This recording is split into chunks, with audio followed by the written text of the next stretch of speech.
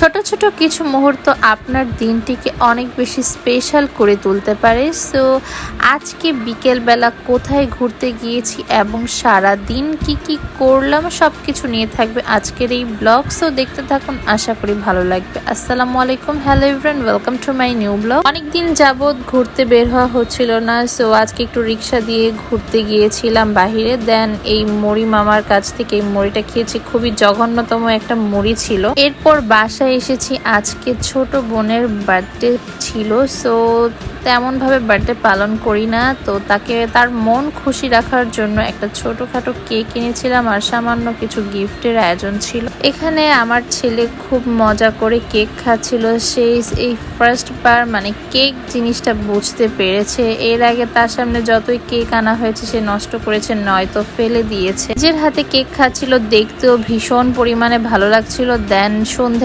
সন্ধ্যায় ওর শ্বশুর শাশুড়ি ওর সাথে দেখা করতে এসেছিল এবং সাথে ওর হাজবেন্ডের পাঠানো এই কেক এবং গিফট নিয়ে এসেছিল। সো মাঝে মাঝে বড় বড় সারপ্রাইজের থেকে ছোট ছোট এই ধরনের গিফটগুলো খুব সুন্দর হ্যাপিনেস ক্রিয়েট করে ফেলে। সো আজকের মতো ব্লগটি এখানেই শেষ করছি। কেমন লেগেছে ভিডিওটি অবশ্যই জানাতে ভুলবেন না। দেখা হচ্ছে নতুন ব্লগে। আল্লাহ হাফেজ।